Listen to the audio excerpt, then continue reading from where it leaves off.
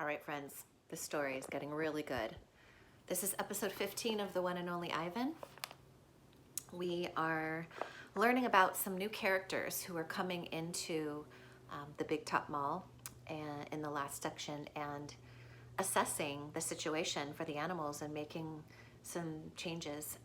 We don't know what all of them are yet, but we do know that Ruby's being trained to perhaps get in the box. And Ivan says he predicts that that's because they're going to take her to the zoo. So we are on page 241. This section's called Poking and Prodding. The lady comes in. She brings her an animal doctor with an awful smell and a dangerous looking bag.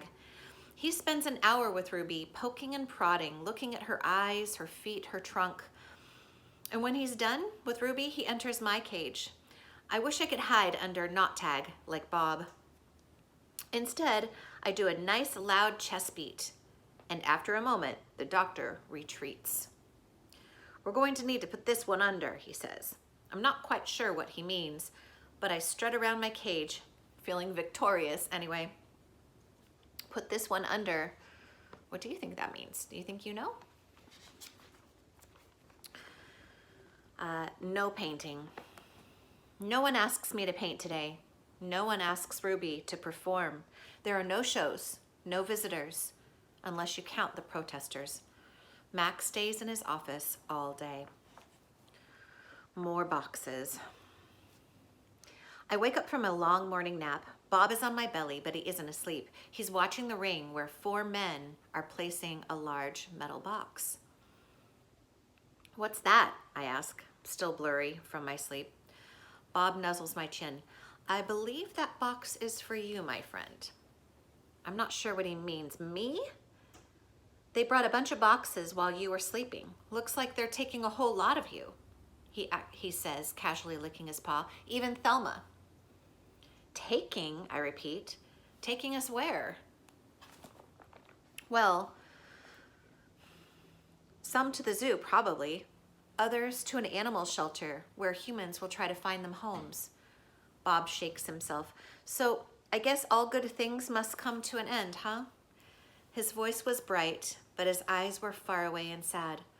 I'm going to miss your stomach, big guy. Bob shuts his eyes. He makes an odd sound in his throat. But what about you, I ask. I can't tell if Bob is just pretending to sleep, but he doesn't answer. I gaze at the huge shadowy box, and suddenly I understand how Ruby feels. I don't want to go in that box. The last time I was in a box, my sister died. This chapter's called Goodbye. When George and Julia come that night, George doesn't get his mop and his broom. He gathers up his tools and belongings while Julia runs to my cage. This is my last night, Ivan, she says, as she presses her palm to my glass. Mac fired my dad. Tears slip down her cheeks. But the zoo lady said maybe they'll have an opening there in a while, cleaning cages and stuff. I walk to the glass that separates us. I put my hand where Julia is, palm to palm, finger to finger. My hand is bigger, but they're not so very different. I'm going to miss you, Julia says, and Ruby and Bob. But this is a good thing, really it is. You deserve a different life. I stare into her dark eyes, and I wish that I had words for her. Sniffling, she goes to Ruby's cage.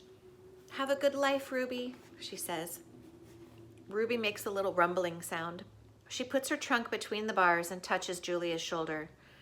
Where is Bob anyway? Julia asks. She looks around. Under tables, in my cage, by the trash can. Dad? She calls. Have you seen Bob? Bob? Nope, George says. Julia's brow wrinkles. What's going to happen to him, Dad? What if Max shuts down the whole mall? He says he's going to try to keep it open without the animals, George says. He stuffs his hand in his pockets. I'm worried about Bob too, but he's a survivor. You know what, Dad? Julia gets a gleam in her eye. Bob could live with us. Mom loves dogs.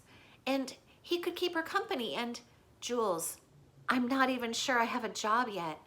I may not even be able to feed you, let alone some mutt. My dog walking money. Sorry, Jules. Julia nods. I understand. She starts to leave and then runs back to my cage. I almost forgot. This one's for you. This is for you, Ivan. She slips a piece of paper into my cage. It's a drawing of Ruby and me. We're eating yogurt raisins. Ruby is playing with another baby elephant, and I'm holding hands with a lovely gorilla. She has red lips and a flower in her hair. I look as I always do in Julia's pictures, like an elegant fellow, but something is different about this drawing. In this picture, I'm smiling. Here's Julia's picture.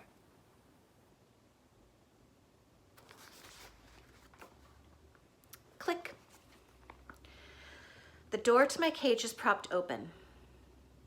I can't stop staring at it. My door, open. The giant box has been moved, and it's open too. The humans have pushed it up against my doorway.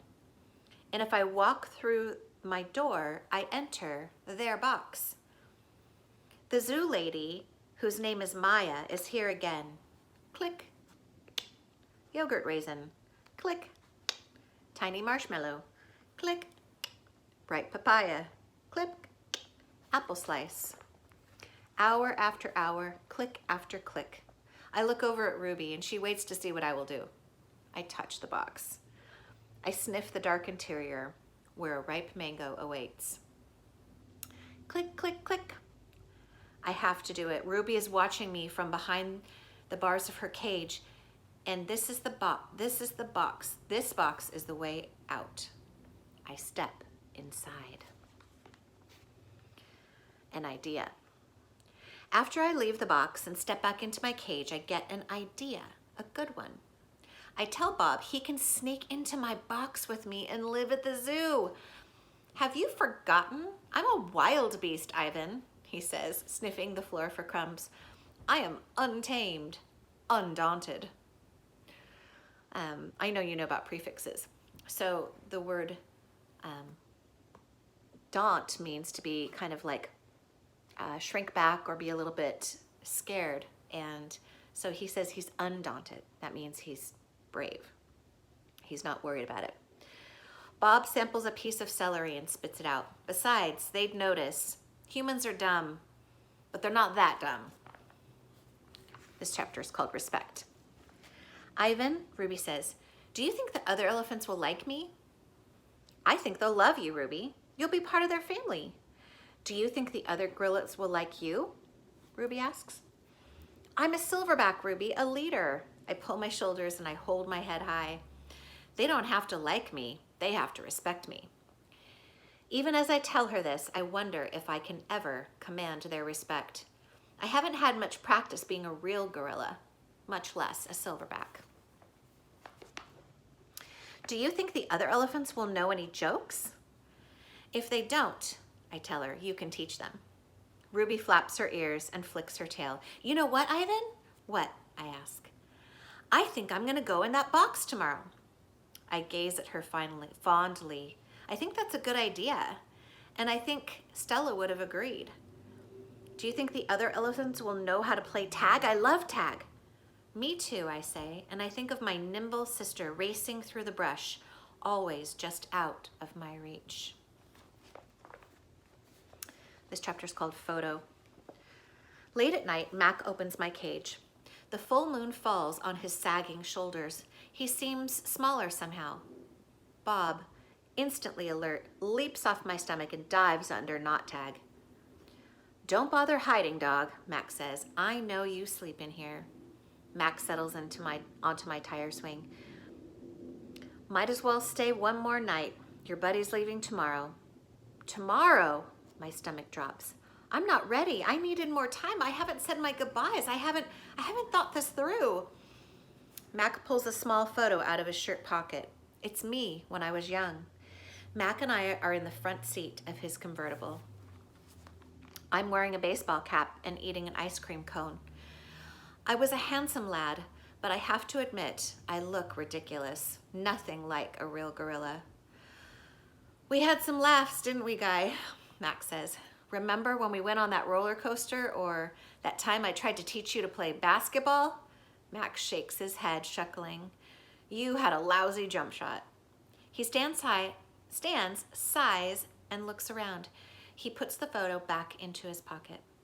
I'm gonna miss you, Ivan, he says, and then he leaves. He doesn't look back. This chapter is called Leaving. Early in the morning, Maya arrives with many other humans. Some have white coats, some have rustling papers. They're hushed, busy, determined. Ruby enters her first box. I'm scared, Ivan, she calls from inside the box. I don't want to leave you. A part of me doesn't want to leave either, but I know I can't tell her that. Think of all the amazing stories you can share with your new family, I say. Ruby falls silent. I'll tell them your elephant joke, she says after a long pause. The one about the refrigerator. I bet they'd like that. And be sure to tell them about Bob and Julia and me. I clear my throat. And Stella. I'll remember everyone, Ruby says, especially you. Before I can say any more, they roll her cage out to a waiting truck. It's my turn. Bob is hiding in a corner behind my pool. The humans don't even notice him. While they're busy making sure my box is ready, Bob sneaks over. He licks my chin just in case there are any leftovers. You, I whisper, are the one and only Bob. I reach for Knot Tag. She is a limp rag without her stuffing. Dribbles of paint cover her fur. I hold it out for Bob. He tilts his head, confused. To help you sleep, I say. Bob takes her in his teeth and slips away.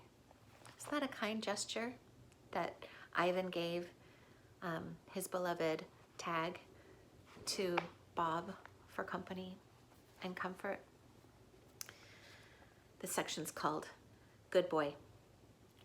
Good Ivan, good boy, Maya says. As I lumber into my box, I hear the clicker and I'm rewarded with a tiny marshmallow.